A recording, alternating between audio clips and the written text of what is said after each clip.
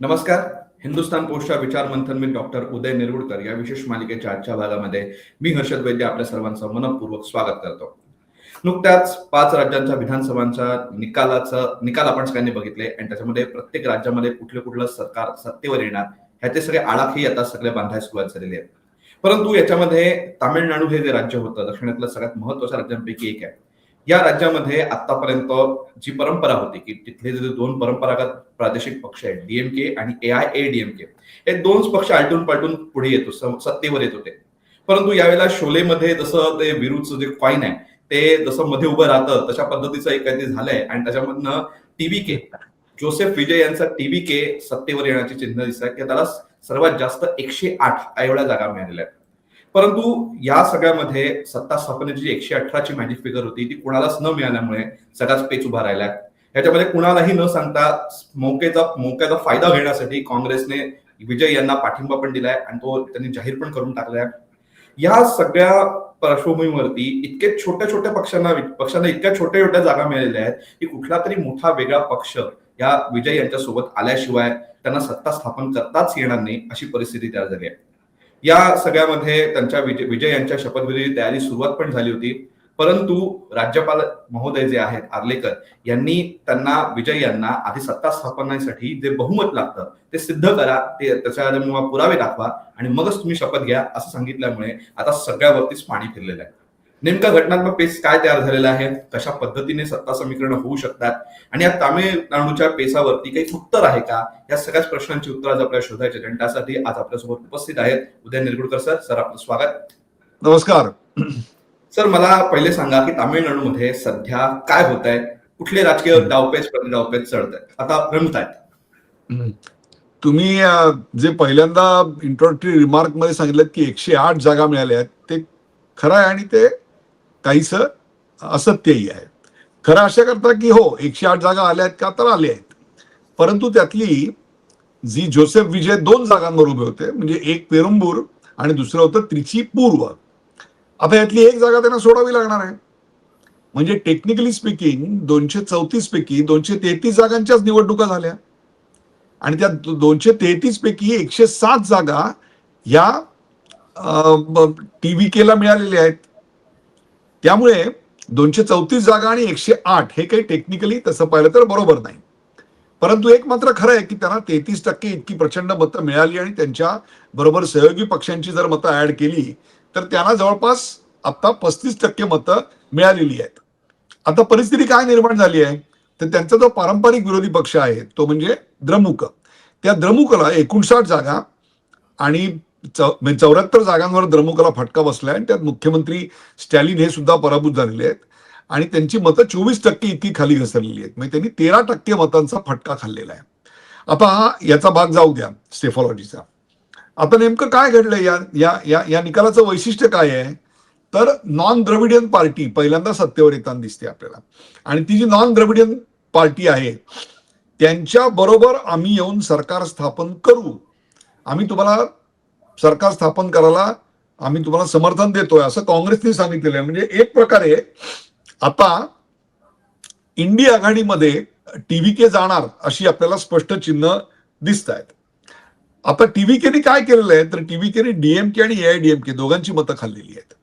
त्यामुळे तसं पाहिलं तर दोघांनाही त्यांच्यापासून धोका आणि दोघंही हे ओळखून आहेत. परंतु आता सत्तेची परिस्थिती अशी आहे की एकीकडे सत्ता मिळायची किंवा सत्तेत सहभागी व्हायची लालूच आहे, त्याची हाव आहे आणि दुसरीकडे त्याच्याकरता आपण आपल्या आतापर्यंतच्या शत्रू बरोबर जातोय, ही बोच खंत धोका हे सगळंही आहे. परंतु राजकारण हा मुळातच धोकादायक खेळ आहे आणि अशक्य जिथे शक्य होतं त्याला राजकारण म्हणतात अशी परिस्थिती आहे. त्यामुळे आपल्या डीएमके बरोबरचा जो अलायन्स होता तो तोडून काँग्रेसने स्पष्टपणे सांगितलं की आम्ही टीव्हीके बरोबर जायला तयार आहोत. म्हणजे त्यांनी एक प्रकारे डीएमकेला वाऱ्यावर सोडलेलं आहे. ती जी आघाडी होती त्या आघाडीला त्यांनी वाऱ्यावर सोडलेलं आहे आणि एकूणच आता सगळ्यांना हे जे जोसेफ महाशय आहेत विजय जोसेफ यांना नेपाळमध्ये बालेन शाह जसे निवडून आले लगेच त्यांच्या बरोबर म्हणजे आपल्या डेब्युनंट मध्ये एखादा चित्रपट हिट व्हावा किंवा डेब्युटंट क्रिकेट मॅच मध्ये 300 रन काढाव्यात आणि मग लगेच 3 वेळेला सत्तेवर आलेल्या मोदींना पर्याय निर्माण झाला अशी एक बोंब ठोकायला आपल्याकडे सुरुवात झालेली आहे. जशी ती ममदानी निवडून आल्यानंतर न्यूयॉर्कचा ममदानी इथल्या मोदींना पर्याय ठरणार होता किंवा युक्रेन मधला नाच्या झेलेन्स्की इथल्या मोदींना पर्याय ठरणार होता किंवा हंगेरीत जे सत्ता पालट झालं त्याच्यावर आपल्याकडे मराठी वृत्तपत्रांनी अग्रलेख लिहिले. अहो इथे हंगेरी कुठे आहे हे 99% मराठी माणसाला माहिती नाही, पण ते अग्रलेख लिहिणार का तर त्याच्यातून मोदींवर शरसंधान साधता येणार आहे. चला हा हास्यास्पद भाग सगळा जाऊ द्यात, परंतु आपल्या डेब्यू परफॉर्मन्स मध्ये सिल्वर ज्युबिली किंवा गोल्डन ज्युबिली अशा देणाऱ्या या जोसेफ विजय यांना असं वाटलं की आपण साई दरबारी गेलो, चरणी लीन झालो आणि आपली जी आता होणारी पत्नी आहे, पहिल्या पत्नीचं काय झालंय ते सगळे बघतायत. आता दुसरी पत्नी जी आहे ती परमेश्वराकडे तिरुपतीला वगैरे आपल्यासाठी साकडं घालून होती, त्यामुळे ते तिरुपतीचे बालाजी आपल्याला पावलेले आहेत आणि आपण आता पहिल्याच डेब्युनेट मध्ये मुख्यमंत्री होतोय, अशी आत्ताची परिस्थिती आहे. परंतु त्यांच्याकडे 118ची मॅजिक फिगर नाही. जरी काँग्रेसनी त्यांना समर्थन दिलं तरी 107 अधिक 5, so they are now at about 112. त्यामुळे अजूनही त्यांना 6 जागा कमी आहेत. आता या 6 जागा नेमक्या आणायच्या कुठून, त्याकरता काय काय सॅक्रिफाईस करायला लागेल, ही सगळी प्रचंड मोठी राजकीय गणित आहेत. आणि आतापर्यंत त्यांच्या बरोबर असलेल्या सगळ्यांपैकी कोणाकडे कसलेला मुरलेला आणि राजकारण धुरंधर असा कोणी नाहीये. तरी देखील त्यांनी 2 वर्षामध्ये फार मोठी मजल मारत एका मोठ्या पोकळीत आपलं नेतृत्व सिद्ध केलं, याबद्दल काही शंकाच नाही. परंतु आता काय घडतंय तर एमजीआर मुवमेंट ज्याला म्हणतात, की ज्याप्रमाणे एमजीआर डेब्युनेट मध्येच जोरदार वरती आले राजकारणामध्ये, तसे जोसेफ आले. पण मला त्रिशूल चित्रपटामधल्या एका सीन मधल्या डायलॉगची आठवण येते. तिथे अमिताभ बच्चन 1 रुपयानी एक कॉन्ट्रॅक्ट हरतो आणि संजीव कुमार ते कॉन्ट्रॅक्ट घेऊन जातात. ते पण बिल्डर असतात, दोघे बिल्डर आहेत. त्यावेळेला अमिताभ बच्चन एक सुंदर डायलॉग म्हणतात, मिस्टर आर के गुप्ता आपकी बस्ती बनेगी लेकिन बसेगी नहीं. का कोंडाने जोसेफ यांना 107 जागा मिळाल्या, तुम्हारी बस्ती बनी लेकिन बसने के लिए बहुत मुश्किल आ रही है, अशी परिस्थिती आता या सगळ्याची झालेली आहे.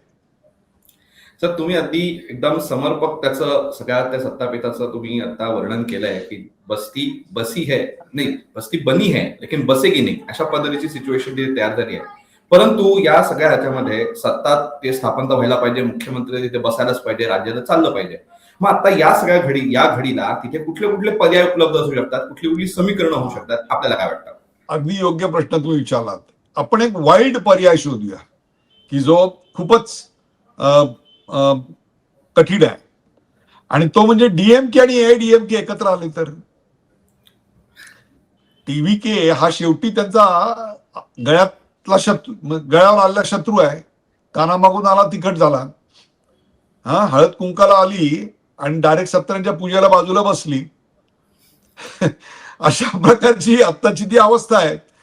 त्यामुळे या राजकारणातल्या नव्या सुपरस्टारला दूर ठेवण्याकरता म्हणून तेच दोघं एकत्र आले तर त्यांची संख्या बरोबर होती आणि मग त्यांना व्हीसीकेचाही सपोर्ट मिळेल, एमएमकेचा 1, डीएमडीएकेचा 1, पीएमकेचे 4, भाजपचा 1 असं समर्थन दिलं तर 118च्या वरती जाऊन ते 120 पर्यंत अगदी आरामात पोहोचतायत. त्यामुळे ती एक शक्यता आहे, पण ती खूप दूरची शक्यता आहे. पण राजकारणात असं कधी वाटलं होतं का की देवेंद्र फडणवीस मुख्यमंत्री आणि त्यांच्या हाताखाली अजित पवार उपमुख्यमंत्री आणि त्यांच्याबरोबर एकनाथ शिंदे, असं कधी वाटलं होतं आपल्याला? असं कधीच नव्हतं. म्हणजे उद्धव ठाकरे मुख्यमंत्री आणि शरद पवार यांचा पक्ष त्यांचा सहयोगी, असं कधी होईल असं वाटलं होतं का? पण राजकारण is a strange bed partners, तसं काही होऊ शकतं. दुसरी शक्यता अशी आहे की टीव्हीकेचे 107 आहेत, त्यांना काँग्रेसचे 5 जर मिळाले तर 112 होतात. पीएमकेचे 4, एयूएमएलचे 2, सीपीएमचे 2, व्हीसीकेचे 2, असे जर सगळे कॅल्क्युलेट केले छोटे छोटे पक्ष तर ते 126 होतात. परंतु ती व्हायची शक्यता आता धुसर आहे, कारण की जर शक्यता असती आणि त्यांच्या पाठिंब्याची पत्र एव्हाना मिळाली असती तर सत्ता स्थापनेचा तिढा किंवा संपला असता. परंतु त्यात अडचणी येत आहेत हे तर सिद्धच झालेलं आहे. म्हणजे 112च्या पुढे गाडं जात नाही. आता तिसरा पर्याय तो म्हणजे TVK आणि AIADMKचे 59 यांनी एकत्र यायचं. मग त्याकरता जे वारंवार वक्तव्य केलेली होती की DMK हा माझा पॉलिटिकल शत्रू आहे, AIADMK पॉलिटिकल शत्रू आहे आणि भाजप हा आमचा आयडिओलॉजिकल शत्रू आहे, ही भूमिका जोसेफ विजय यांना सोडावी लागेल. आपल्याकडे त्याचा मराठी माध्यमावर उल्लेख करताना चॅनलवर थलपती विजय असा करतात. लक्षात ठेवा, थलपती उपाधी आहे. स्वातंत्र्यवीर सावरकर, स्वातंत्र्यवीर हे काही सावरकरांचं नाव नाही, त्यांचं नाव विनायक दामोदर सावरकर आहे. परंतु आपल्याकडे थलपतीचा अर्थच समजून घेत नाही. पुरुषी थलैवा म्हणजे काय हे माहीत नसताना जयललितांचं आडनाव आहे असं काही लोकांनी सांगितलेलं होतं मागे. तर ते सोडून द्या. तर हे 3 पर्याय आहेत. आता याच्यातली तुम्हाला संगती आणि विसंगती दाखवतो. काय वाटेल ते झालं तरी काँग्रेसला भाजपला थांबवायचे. काहीही झालं तरी जो विजय यांच्या TVK पक्षाला सत्ता स्थापनेकरता DMK आणि AIADMK ला थांबवायचंय. AIADMK आणि DMK एकत्र येऊ शकत नाहीत. बाकीचे छोटे पक्ष आहेत VCK इतर अमुक ते TVK बरोबर जाऊ शकत नाहीत. त्यामुळे आत्ताच्या प्राप्त परिस्थितीमध्ये AIADMKचा एक मोठा तुकडा अथवा DMKचा एक मोठा तुकडा हे TVK बरोबर जाणं किंवा TVK बरोबर CPI, CPIM, PMK, DMDK, AMMK अशा सर्व छोट्या IUML, VCK अशा सर्व पक्षांनी एकत्र जाऊन 126 पर्यंत जाणं हा एकच पर्याय आता शिल्लक आहे. आता कोण कोणाच्या गळाला कसा कधी लागतोय आणि त्याची किंमत काय त्याला मोजावी लागते याच्यावर राजकारणाचे सगळे पदर ठरणार आहेत. कारण राजकारण हा उपयुक्तता आणि उपद्रव मूल्य यांचा खेळ असतो. आता सध्या एकेका जागेचं उपयुक्तता खूप आहे आणि न येणाऱ्या जागेचं उपद्रव मूल्यही खूप आहे. त्यामुळे हा असा इंटरेस्टिंग राजकारणाचा पट वेब सिरीजला आव्हान देणारा इथे आता तमिळनाडूमध्ये सुरू आहे. पण सर, ह्याच्यामध्ये तुम्ही मगापासून उल्लेख करताय तो पक्ष म्हणजे काँग्रेस. महाविकास आघाडी झाली तेव्हा सुद्धा काँग्रेस हा आपण अचानक लॉटरी त्याला लागली होती. इथे सुद्धा अचानक लॉटरी लागायची चिन्ह आहेत. काँग्रेसने जे समर्थन दिलं आहे TVKला त्या समर्थनाबद्दल तुमचं काय मत आहे? काँग्रेसचं ह्याच्यामध्ये हेतू काय असतील? पर्याय काय आहे मला सांगा. यापूर्वी काँग्रेसने असे अनेक समर्थनं दिलेली आहेत. चंद्रशेखर यांच्या सरकारला बाहेरून पाठिंबा दिला होता. 4 महिन्यानंतर चंद्रशेखर पंतप्रधान पदावर नव्हते. त्याच्या आधी चौधरी चरण सिंग यांना पाठिंबा दिला होता पंतप्रधान पदासाठी. काय झालं?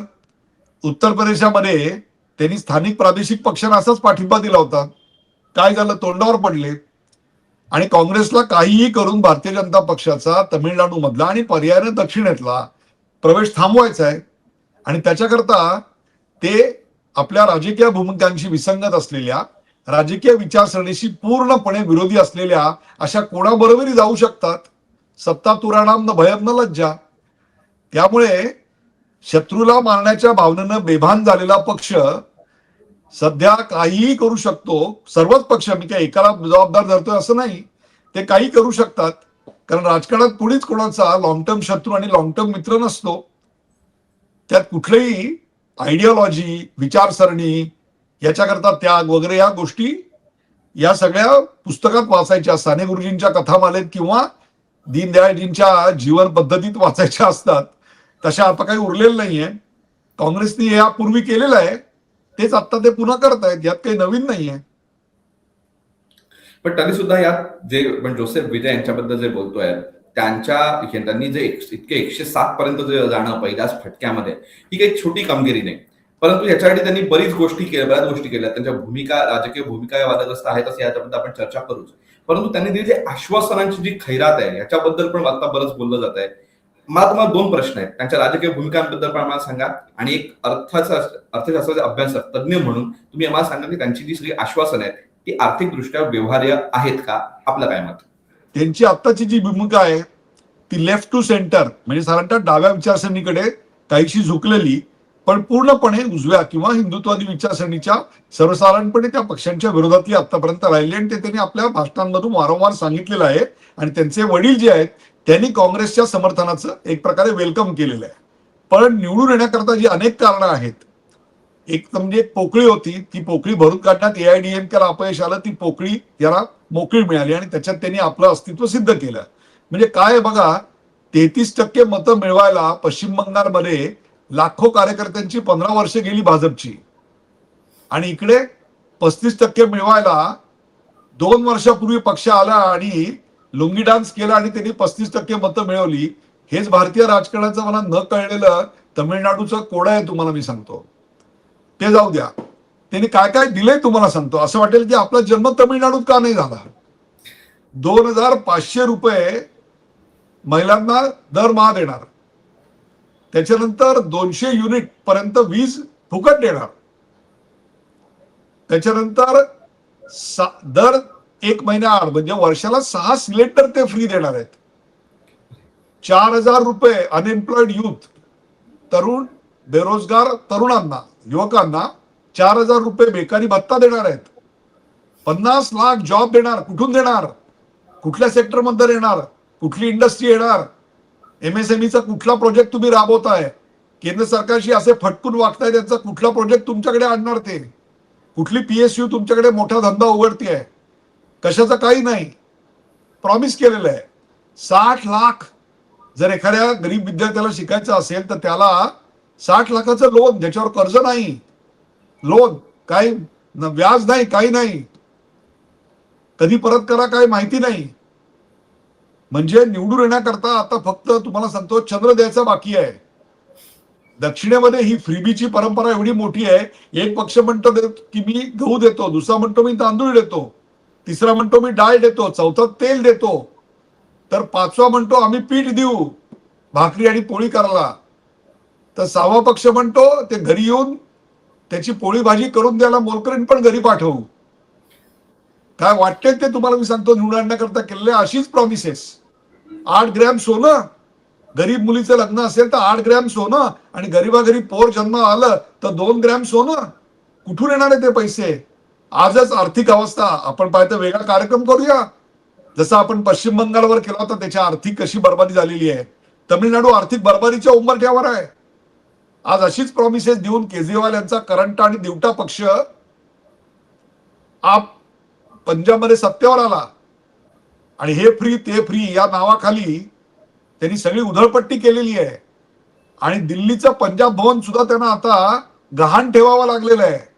पगाराला पैसे नाही तशी स्थिती आहे. ही स्थिती तमिळनाडूची पुढच्या 6 महिन्यात आली तर मला आश्चर्य वाटणार नाहीये. 10 लाख कोटीचं लोन आहे, 7 कोटीची लोकसंख्या आहे.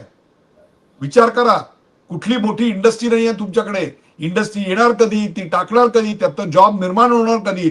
50 लाख जॉब निर्माण करायला 365 दिवस जर तुम्ही म्हणले तर दिवसाला किती जॉब निर्माण करायचे तुम्हाला. ठोकूर देतो ऐसा जे या चालीवर त्यांनी दिलं आणि लुंगी डान्स केला, आणि त्यांच्या लुंगी डान्सवर यांनी सत्तेची पुंगी वाजवून त्यांना सत्तेवर बसवलंय. आता बघा त्यांचं काय काय होतंय ते.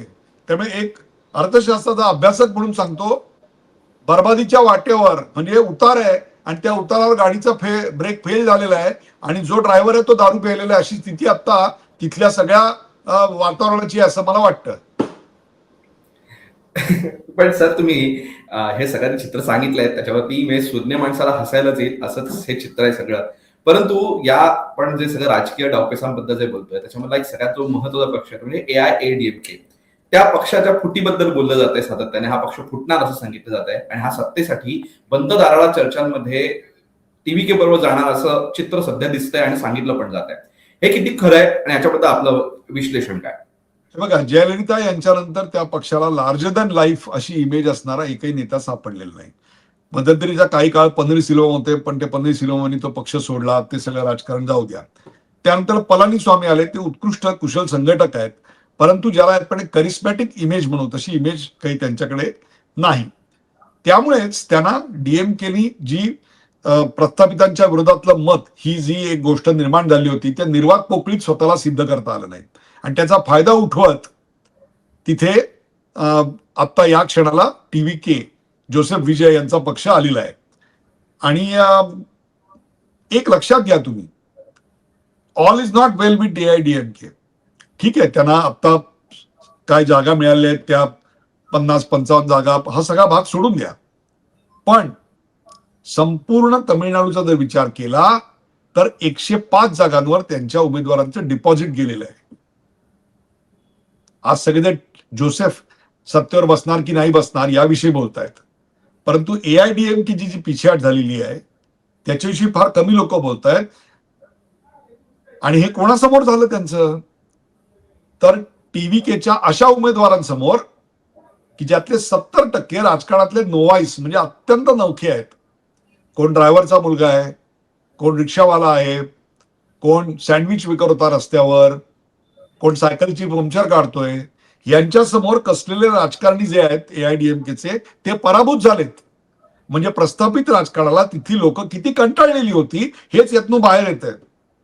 आणि त्यामुळे जेव्हा तुम्ही सत्ता गेलेली असते आणि तुम्हाला पुढे आपलं नेमकं काय होईल याची अनिश्चितता असते, त्यावेळेला तुमच्यामध्ये फुटीची बीजं येतात. जेव्हा नेतृत्व कणखर नसतं, आपल्या सिद्धांतांवर पक्क नसतं, त्यावेळेला पक्ष आपोआप फुटतो. हा अनुभव महाराष्ट्रात आपण दोनदा घेतलेला आहे. एकदा शिवसेनेमध्ये घेतलाय आणि एकदा NCP मध्ये घेतलेला आहे. दुसरी गोष्ट अशी आहे की आता सत्ता स्थापनेला वेळ लागतोय. तो जेवढा वेळ लागतोय तेवढ्या वेळामध्ये आमच्यातला एक मोठा गट तुझ्याकडे येऊ शकतो आणि तुला मुख्यमंत्री व्हायला आम्ही समर्थन करू शकतो. एक प्रकारे विजय यांना एक प्रेशर टेक्निकचाही हा भाग आहे. त्यामुळे आता राजकारणातल्या सगळ्या तर्के अतर्क्य गोष्टी तिकडे घडतायत. त्यामुळे AIADMकेच्या फुटीची जी शक्यता आहे तशी DMKच्या फुटीची शक्यताही नाकारता येत नाहीये. त्यामुळे आता या क्षणाला कोणीच मुख्यमंत्री होत नाहीये आणि कोणाकडेच संपूर्णपणे एकट्याच्या जीवावर सत्ता स्थापन करता येईल असं वातावरण नाहीये. कोणी त्यातला धुरंधर राजकारणी नाहीये. विचार करा, तिकडे हेच जर अशा सिच्युएशन मध्ये देवेंद्र फडणवीस असते तर एव्हाना सत्ता स्थापन करून मुख्यमंत्रीपदाची शपथही झाली असती. किंवा जर DMK किंवा AIADMकेकडे शरद पवार असते तर एव्हाना TVKचा बोऱ्या वाजवला असता त्यांनी आणि AIADMK आणि DMK एकत्र येऊन वेगळी सत्ता तिकडे स्थापन झाली असती. परंतु हे दोन्ही धुरंधर राजकारणी तिकडे नाही आहेत. त्यामुळे सध्या तिथलं राजकारण हे चाचपडत आहे. आणि हा खेळ जोपर्यंत एक मोठा पक्ष दुसऱ्या मोठ्या पक्षाबरोबर जात नाही तोपर्यंतच टिकेल. जर त्या व्यतिरिक्त छोटे छोटे पक्ष एकत्र येऊन सत्ता स्थापनेचा प्रयत्न झाला तर तो तात्कालिकरित्या यशस्वी झालेला दिसेल. पर याद रखिए, बस्ती बनेगी जरूर लेकिन बसेगी नहीं. 6 महिन्यात पुन्हा दुसऱ्या निवडणुकांना तिकडे सामोरं जावं लागेल. हे वाक्य रेकॉर्ड करून ठेवा. कदाचित याचा प्रोमो तुम्हाला उद्या करावा लागणार आहे, कारण तशीच गोष्ट आता घडण्याचे पूर्ण संकेत तामिळनाडूच्या राजकारणात आम्हाला मिळत आहेत. सर, आता शेवटचा प्रश्न की हा सगळा जो आपण ज्या चर्चेसाठी बसलोय तो पेचच तयार झालाय तो राज्यपालांच्या भूमिकेमुळे. राज्यपालांनी TVKला म्हणजे विजय यांना सांगितलं की तुम्ही पहिले बहुमत सिद्ध आहे ह्याची पुरावे सादर करा आणि मगच तुम्ही मुख्यमंत्री पदाची शपथ घ्या. परंतु असं त्यांचं सांगण्यावरती आता त्यावरती वाद प्रतिवाद पण सुरू आहेत. हा घटना किती धरून आहे हा एक प्रश्न आहे. आणि दुसरं म्हणजे ह्याच्याबद्दल राजकीय आकसापोटी ही सगळी गोष्टी केली जात आहेत हेही असं म्हटलं जात आहे. यात किती तथ्य आहेत हे दोन प्रश्न. तुम्ही कोणत्या राजकीय भूमिकेतनं बघताय याच्यावर तो राजकीय आकस आहे की नाही हे ठरतंय. हे दुर्दैव आहे. माननीय राज्यपालांकडे सर्वात मोठ्या पक्षाला आमंत्रित करायचे अधिकार आहेत. तसंच आमंत्रण देण्या अगोदर तुम्ही तुमचं बहुमत असलेलं कागदावर इथे सिद्ध करा आणि नंतर ते फ्लोअर ऑफ हाऊसवर म्हणजे विधानसभेच्या पटलावर सिद्ध करा असं सांगायचं डिस्क्रिशनही आहे. आणि दोन्ही बाजूनी आपल्याला निकाल आलेले दिसत आहेत. त्यामुळे ते सर्वात मोठा पक्ष आहे TVK, पण निर्विवाद बहुमत असलेला पक्ष आहे का, तर त्याचं उत्तर नाही असं आहे. मग अशा वेळेला हे गव्हर्नरच्या असेसमेंटवर असतं, त्या परिस्थितीच्या राजकीय आकलनावर असतं की लोकशाहीची बूज राखून घोडेबाजार न होता कोणत्या प्रकारचा मार्ग हा संसदीय प्रणालीमध्ये बसतो याचा निर्णय घ्यायचा अधिकार माननीय राज्यपालांना आहे. आपल्याकडे दोन्ही उदाहरण आहेत. तुम्हाला मी सांगतो, 1996 साली सर्वात मोठा पक्ष अटल बिहारी वाजपेयी होता, म्हणजेच भाजप होता. आणि त्यांना सांगितलं की तुम्ही शपथविधीला या. ते शपथविधीला आले, त्यांचा शपथविधी झाला, परंतु लोकसभेच्या पटलावर त्यांना आपलं बहुमत सिद्ध करता आलं नाही. त्यामुळे 13 दिवसात त्यांचं सरकार कोसळलं आणि मग देवेगौडा वगैरे ते सगळे प्रकार झाले आपण बघतात. त्याच्यानंतर 1998ला ज्या निवडणुका झाल्या त्याच्यामध्ये भारतीय जनता पक्षाला 182 जागा मिळाल्या आणि त्यांना 90 जागा सत्ता स्थापनेकरता 272-71चा आकडा मिळत नव्हता. आर के नारायण यांच्यासारखा के आर नारायण यांच्यासारखा एक मोठा काय ज्यांच्या निष्फळतेविषयी काही शंका येऊ नये अशी महनीय व्यक्ती आपल्याकडे महामहिम राष्ट्रपती म्हणून होती आणि त्यांनी सांगितलं की हे पत्र दिलंय ठीक आहे, पण तुम्ही समर्थनाच्या चिठ्ठ्या घेऊन या आणि मग तुमचं बहुमत सिद्ध करा. आता समर्थनाच्या चिठ्ठ्या सर्व बाकीच्या पक्षांनी दिल्या, परंतु सर्वात मोठा चंक, सर्वात मोठा खासदारांचा गट कोणाकडे होता, तर तो AIADMKच्या जयललिताकडे होता आणि त्या जयललिता यांच्याकडे त्यावेळेला त्यांचे सल्लागार सर्वेसर्वा असणारे होते. त्यांनी मात्र वाजपेयींच्या पंतप्रधान पदाला एक प्रकारे आक्षेप घेतला. याचं कारण त्यांना स्वतःला अर्थमंत्री व्हायचं होतं आणि त्यांना त्या अर्थमंत्री पदाच्या प्राप्तीकरता त्यांनी 8 दिवस ती चिठ्ठी द्यायचं नाकारलं आणि 8 दिवसानंतर जयललितांनी शेवटी ती चिठ्ठी दिली आणि ते सरकार एकदाच स्थापन झालं. एक लक्षात घ्या की दोन्ही प्रकारचे आपल्याकडे प्रेसिडेंट्स आहेत, त्यामुळे राज्यपाल is well within his jurisdiction to ask prove it on piece of paper, मला समर्थनाच्या चिठ्ठ्या आणून द्या, हे म्हणणं त्यांचं योग्य आहे. अथवा जर एखादा पक्ष 118 पाहिजेत आणि 114 पर्यंत पोहोचलाय सहजगत्या स्वतःच्या ताकदीवर, तर त्यांना शपथविधीसाठी बोलवणं हे सुद्धा which is perfectly with the limit. त्यामुळे याच्यात कुठल्याही प्रकारे राज्यपालांनी घटनेची पायमल्ली केली आहे असं काही समजण्याचं काही कारण नाहीये. सर, तामिळनाडू मधला हा जो काही थोड्याशा पद्धतीने हास्यास्पद अशा पद्धतीचा पेज जो तयार झाला आहे याच्याबद्दल आपण आज सविस्तर चर्चा केली आणि तुम्ही आम्हाला आमच्या प्रश्नांना सविस्तर उत्तर देऊन आमच्या मधले जे प्रश्न आहेत, आमच्या मनातले जे प्रश्न आहेत ते सोडवण्याचा प्रयत्न तुम्ही केलात आणि आम्हाला त्याच्याबद्दल सविस्तर माहिती देऊन आम्हाला प्रबोधन केलं. त्याच्याबद्दल हिंदुस्थान पोस्ट तर्फे आपले मनपूर्वक आभार. धन्यवाद. तर आज आपण आजच्या भागामध्ये तामिळनाडूच्या सत्ता पेचाबद्दल चर्चा केली. आज तो सत्ता पेच तयार झालेला आहे, ह्याचं पुढे काय होणार ह्याच्याकडे सर्व संपूर्ण देशाचं लक्ष लागलेलं आहे, जगाचं नाही देशाचं लक्ष लागलेलं आहे. परंतु या सत्ता पेचाचं जे काय होईल ते होईल, पण आज या मुलाखतीमध्ये आपण बऱ्याच अंशी तामिळनाडूच्या राजकारणाचा वेध घ्यायचा प्रयत्न केला आणि ह्याच्यातनं आपण सविस्तर जाणून घेतलं की तामिळनाडूचं राजकारण आता कुठल्या पातळीवरती पोहोचलंय. या मुलाखतीच्या माध्यमातून हे सगळ्या गोष्टी आम्ही तुमच्यासमोर मांडण्याचा प्रयत्न केला. ही मुलाखत तुम्हाला कशी वाटली हे कमेंट बॉक्समध्ये नक्की सांगा आणि असेच माहितीपूर्ण व्हिडिओज बघण्यासाठी हिंदुस्थान पोस्ट युट्यूब चॅनलला सबस्क्राईब करा आणि फेसबुक पेजला लाईक फॉलो करायला विसरू नका. धन्यवाद.